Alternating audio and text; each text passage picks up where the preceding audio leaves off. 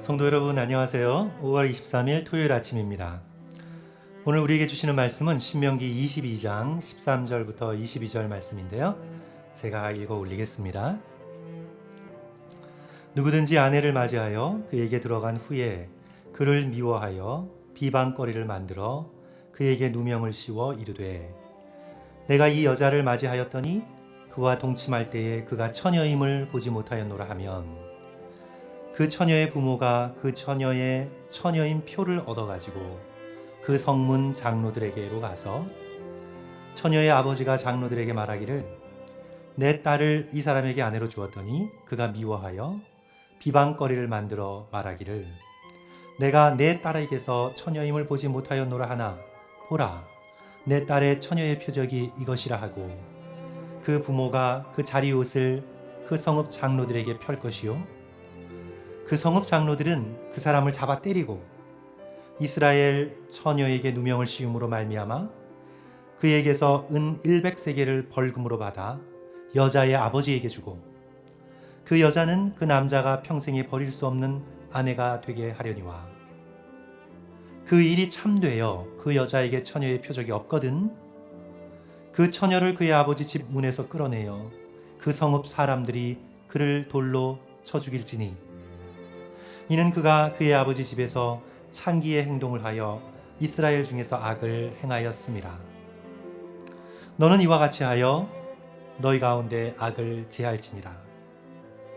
어떤 남자가 유부녀와 동침한 것이 드러나거든 그 동침한 남자와 그 여자를 둘 다 죽여 이스라엘 중에서 악을 제할지니라. 아멘.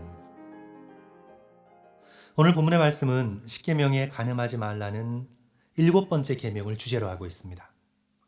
구약을 연구하는 학자들은 신명기 전체가 10계명을 1계명에서부터 10계명까지 출애굽 2세대들에게 적용하여 풀이한 책이라고 보고 있습니다. 오늘 이 성윤리에 대한 신명기의 말씀을 해설하면서 성도 여러분 어려움이 참 많습니다. 정말 어렵습니다. 우선 문자 그대로 적용할 수가 없습니다. 이 말씀을. 21절 보시면 돌로 쳐 죽이라 하셨는데 성도 여러분 정말 돌로 쳐 죽여도 되나요? 이 말씀이 문자적으로 적용되면 오늘 중동에 명예살인이라는 것이 있지 않습니까? 그 명예살인이 그러면 바람직한 건가요? 거기다가 현대의 관점에서 볼 때 이 본문의 말씀은 지극히 가부장적입니다. 가부장적이라고 하면 남자 중심, 집안의 아버지 중심이라는 뜻이죠. 오늘 본문 말씀을 쭉 읽어보시면 전제가 어떻게 되어 있냐면 딸의 소유권이 아버지에게 있습니다. 아내의 소유권이 남편에게 있습니다. 여자의 인권이 남자에게 종속되어 있습니다. 거기다가 불공평해 보입니다. 여자는 혼전의 처녀성을 잃었으면 돌로 쳐 죽이는 극형을 당해야 합니다. 그럼 남자는요? 남자는 지금 규정이 없습니다. 물론 22절에서처럼 남자가 유부녀와 동침할 때는 극형에 처해지지만 남자가 결혼할 당시 동정인 것 아닌 것에 대한 벌은 없어요. 불공평하죠. 당시 일부 다처제를 반영하고 있는 율법이기 때문에 그렇습니다. 현대 그리스도인의 눈으로 이 본문의 말씀을 대할 때 성도 여러분 당황스러우시죠? 남녀 평등과 일부 일처제의 사회 속에서 가부장적이고 일부 다처제인 신명기의 규례를 오늘 우리는 어떻게 이해하고 적용해야 될까요? 그 원리가 고린도후서 3장 14절부터 16절에 나와 있습니다. 이 말씀이 그리스도인들이 구약을 이해하는 어떤 열쇠입니다. 제가 읽어드릴게요.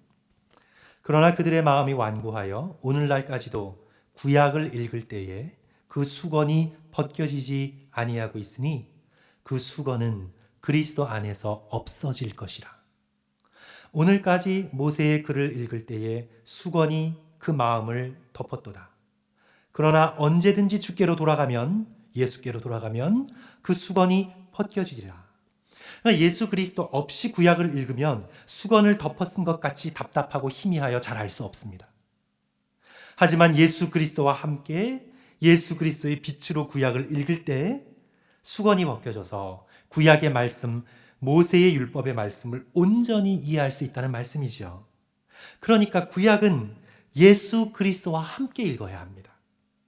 본 회퍼의 표현대로 구약은 십자가에 달리신 예수님께 받아서 예수님과 함께 읽어야 합니다. 오늘 우리를 지극히 사랑하시는 십자가의 예수 그리스도의 마음으로 오늘 본문의 말씀을 읽을 때 우리는 두 가지 아주 소중한 교훈을 깨닫게 됩니다. 첫째로, 연약한 상대를 억울하게 만들면 안 됩니다. 성도 여러분, 오늘 이 말씀에서 우리는 이것을 꼭 기억해야 합니다. 오늘 본문의 남편이 갓 결혼한 아내를 억울하게 만들어 비방하고 모함하려고 합니다. 처녀가 아니라고 그렇게 비방하고 소문내어서 지참금도 챙기고 내쫓으려고 합니다. 도대체 이런 남편이 어디 있나요? 성도 여러분, 당시 구약의 고대 사회의 결혼 제도는 로맨스의 문제가 아닙니다. 오늘날은 결혼이 로맨스의 문제인데요. 옛날에는 결혼은 로맨스의 문제가 아닙니다. 가부장적인 사회 속에서 여성에게 결혼은 생존의 문제였습니다. 구약 성경 룻기에서 보면 알 수 있듯이 남편이나 아들이 없는 여자의 삶은 생존 자체가 어려웠습니다. 이제 이런 연약한 점을 악용하여서 남편이 신부가 마음에 들지 않아서 모함하려고 내쫓으려고 합니다. 그럴 때 오늘 본문의 말씀은 그런 행위를 금지합니다. 아주 강하게 금지합니다. 만약 남편이 아내를 모함하여 발각되면 18절 말씀, 그 성읍 장로들이 그를 잡아 때리고 우리 생각에 아유 겨우 몇 대 얻어맞는 것으로 끝나? 생각할지 모르지만 탈무드의 해설에 따르면 유대의 전통 속에 40에 하나 감한 매 39대를 맞아야 했습니다. 40대를 맞는 태형은 사람을 죽일 수도 있기 때문에 하나를 뺀 거지요. 그러니까 사실상 죽도록 때리는 것입니다. 거기다가 벌금이 은 100세겔입니다. 신부 지참금의 2배입니다. 그렇게 육체적, 경제적 징벌 조항을 만들어서 아내를 연약하다고 마음에 들지 않다고 함부로 모함하거나 내치지 못하도록 오늘 신명기의 율법의 말씀이 규정으로 삼고 있는 것이지요. 현대 여성의 인권의 입장에서 보자면 만족스럽지 못한 징벌 규정이지만 당시 고대 사회의 눈으로 볼 때는요, 여성을 보호한 혁명적인 법규였습니다. 고대 사회에 이런 법적인 조항이 없었습니다. 성경은 연약한 여성의 인권을 소중하게 생각했습니다.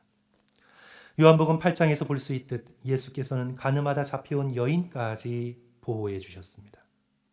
오늘 신명기의 말씀을 예수님의 마음으로 읽을 때 우리는 연약한 상대를 억울하게 만들면 하나님의 진노를 받게 된다는 것을 깨닫게 됩니다. 그러므로 남편이 연약하다면 남편을 억울하게 만들지 마시고 아내가 연약하다면 아내를 억울하게 만들지 마십시오. 베드로전서 3장 7절은 말씀합니다. 남편들아, 이와 같이 지식을 따라 너희 아내와 동거하고 그를 더 연약한 그릇이요 또 생명의 은혜를 함께 이어받을 자로 알아 귀히 여기라.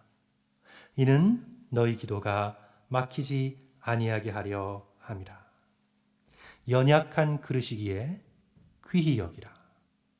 연약하다고 함부로 해도 된다 생각하면 그런 태도로 인생을 살아가면요, 기도가 막힙니다. 연약한 자를 업신여기면 하나님께서 기도를 듣지 않으십니다. 연약한 아내를 업신여기면 하나님과의 관계가 끊어질 수 있다는 무시무시한 경고지요. 너희 기도가 막히지 아니하게 하려 함이라. 연약한 상대를 향한 폭력, 과격한 말, 언어 폭력이죠. 차가운 무관심, 완악한 태도는 기독교 윤리에서 설 자리가 없습니다. 우리 모두 이 말씀을 잘 새기면서 요즘은 남편도 연약할 수 있고 아내도 연약할 수 있어요. 연약한 상대를 귀히 여길 수 있는 저와 여러분 되시기를 주님의 이름으로 간절히 축원합니다. 둘째로 오늘 이 본문의 말씀이 우리에게 주시는 정말 소중한 교훈은요, 눈을 들어 예수 그리스도께 소망을 두어야 합니다. 오늘 본문에 이런 매정한 남편이 어디 있나요? 결혼해 놓고 아내가 싫으니까 모함하여서 내쫓으려고 합니다. 하나님의 거룩한 백성이 된 이스라엘 사람 중에 이런 사람이 있을 수가 있나요? 있을 수 있으니까 법조항이 만들어진 거죠. 성도 여러분, 인간은 다 이렇게 죄됩니다. 결혼할 때의 마음과 결혼한 후의 마음이 이렇게 변합니다. 연애할 때의 마음과 결혼해서 살 때의 태도가 이렇게 달라집니다. 거기다가 상대가 경제적으로 육체적으로 연약하잖아요. 그러면 상대를 귀하고 소중하게 여기기보다 우습게 여기고 비교하고 무시합니다.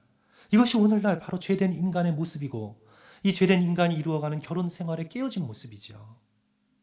죄로 인해 사랑과 평안이 넘쳐야 할 결혼이 상처와 고통의 장소로 변질될 수 있습니다. 하지만 성도 여러분, 우리에게 소망이 있습니다. 바로 신랑 되신 예수 그리스도입니다. 이 세상의 신랑은 이토록 매정할 수 있지만 진정한 우리의 신랑 되신 예수 그리스도께서는 우리를 끝까지 사랑하십니다. 예수께서는 우리를 신부로 삼으신 후에 우리가 약하다고 마음에 들지 않는다고 실증내지 않으십니다. 우리가 더럽다고 버리지 않으십니다. 구약의 선지자 호세아처럼 우리가 고멜과 같이 음란하여도 우리를 내치지 않으십니다. 오히려 우리를 설득하시고 애원하시고 씻기시고 새롭게 하십니다. 신랑 되신 예수께서는 우리가 간음하였어도 돌로 치라 명하지 않으십니다. 십자가의 보혈로 우리를 용서하시고 우리를 정결케 해주십니다. 우리의 유일한 소망은 남편도 아니고 아내도 아니고 자식도 아니고 부모도 아닌 우리의 유일한 소망은 우리의 신랑 되신 예수 그리스도이십니다. 오늘 신명기 본문의 말씀은 바로 완벽한 신랑 되신 우리 주 예수 그리스도를 지시하는 말씀입니다. 율법에서 수건이 벗겨지니 예수 그리스도의 놀라운 사랑이 오늘 이 말씀 속에 찬란하게 드러나는 것을 우리는 보게 됩니다. 말씀을 정리합니다. 성도 여러분, 오늘 이 말씀 기억하시고요. 연약한 상대를 억울하게 하시면 안 됩니다. 그리고 오히려 연약할수록 약할수록 병들었을수록 경제적인 능력이 없을수록 사랑하고 귀하게 여기셔야 합니다. 그리고 이 불완전한 세상 속에서 완벽하신 신랑 되신 예수 그리스도께 소망을 두며 우리의 가정을 일구어 나가시는 성도들 되시기를 간절히 축원합니다. 우리 기도하겠습니다. 주님, 신랑 되신 예수님을 바라봅니다. 우리를 용서하시고 정결케 해주신 주님을 바라보며 오직 주님께만 소망을 걸 수 있도록 도와주시옵소서. 모든 관계 속에서 약한 자를 귀하게 여길 수 있도록 주여 도와주소서.